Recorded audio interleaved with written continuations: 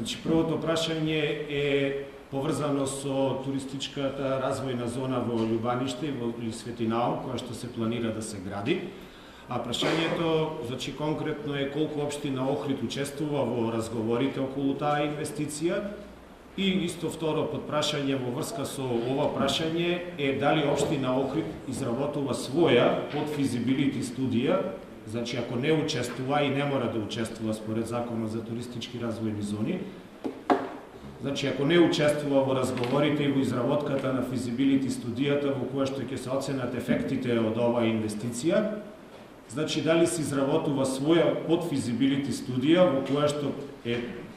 се наведени ефектите, значи и позитивни и негативни ефекти, во врска со оваа инвестиција. Затоа што секоја инвестиција е во секој случај добре дојдена, посебно за овој град, кој што тони. Но дали се изработува таа кост-бенефит анализа во која што се наведени колкави се трошоците на општина Охрид, затоа што според Законот за туристички развојни зони, уредувањето на градежното земјиште до зоната е обврска и на општина Охрид, значи на единиците на локалната самоуправа. Второто прашање е исто така поврзано со економско-социјалниот развој на општина Охрид и се однесува на прашањето дали општина Охрид и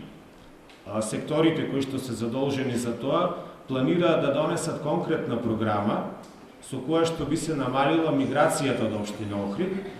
затоа што општина Охрид е дефинитивно на лидер според бројот на оцелени лица, а општина Охрид е дел од Македонија, така да не е битно кој е крив, дали локалната или централната власт, него едноставно кои се планираните мерки кои што би биле наведени во една таква програма, доколку се планира да се донесе, јас сметам дека треба да се донесе, затоа што е фрапантен бројот на оцелени лица од општина Охрид во споредба со сите други општини. Прашањето на професорот Јован Стојановски беше дали локалната самоуправа во Охрид и јас како градоначалник сме активно вклучени во процесот на следење или реализација на туристичката развојна зона во Љубаниште. Да, одговорот е да. Значи, државните служби и потенцијалните инвеститори, јас нема да кажам дека се инвеститори се додека не се заврши процедурата, односно потенцијалните интересенти постојано и уредно не покануваат на средбите кои што се одржуваат во владата на Република Македонија. Една таква средба имате можност да видите дека се оствари во хотел Инекс во петокот, во изминатиот петок. И на оваа средба, значи, беа изложени размислувањата, односно плановите на потенцијалните инвеститори, тоа е Сахара Индијан групата,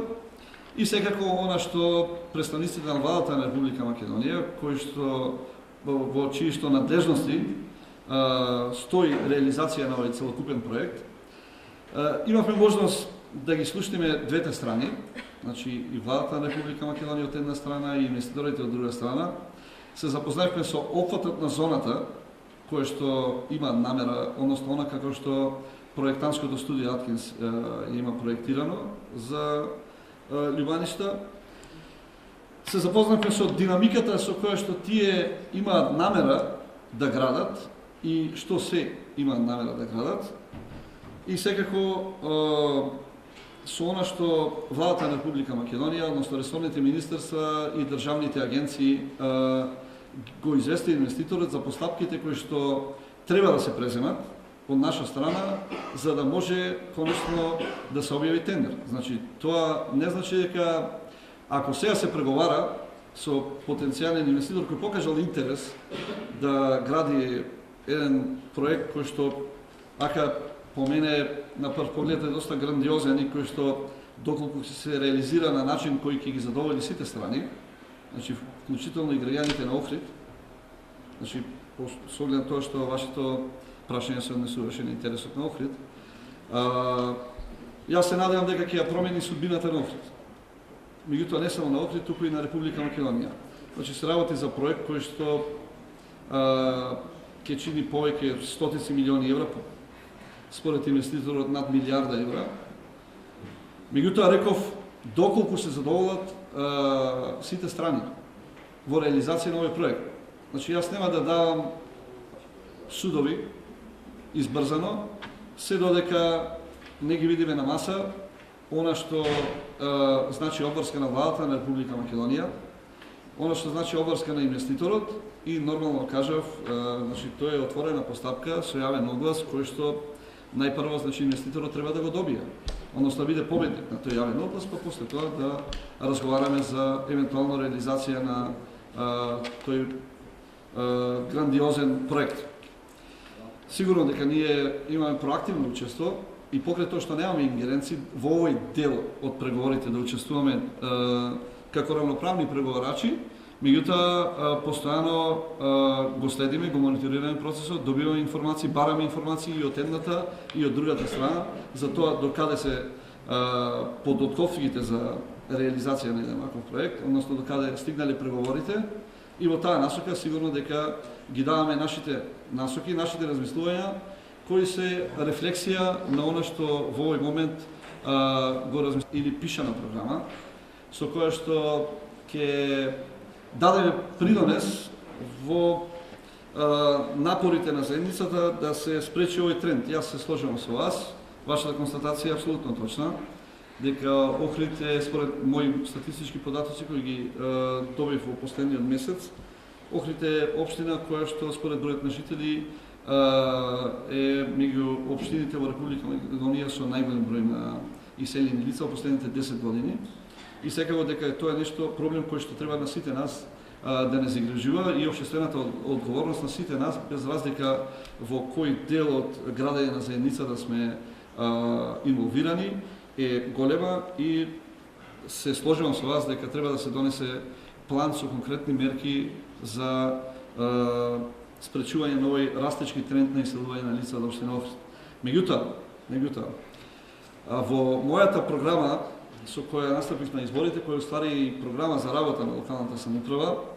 секако дека водевме сметка за овој неповолен феномен во општина Охрид и сите оние проекти кои што ги спроведувавме за подигање на локалниот економски развој во Охрид, кои што представува основна причина, односно социјалниот статус, социјоекономскиот статус на граѓаните и нивниот економски стандард, основна причина заради која граѓаните се иселуваат од овој град. Значи, сите тие мерки на подигање на локалниот економски раст, на поддршка на малите и средни предпријатија, напорите да се изгради конечно развојна индустријска зона, да се донесат инвеститори. Преговорите што ги имавме со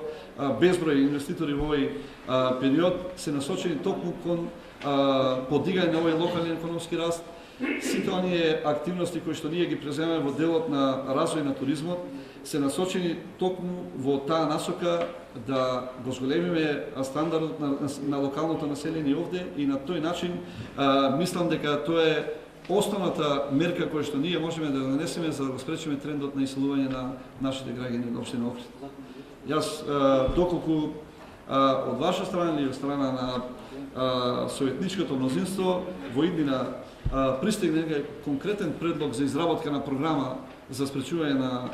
иселувањето од Охрид, радо ќе ја прифатам и ќе постапуваме по таа програма. Благодарам.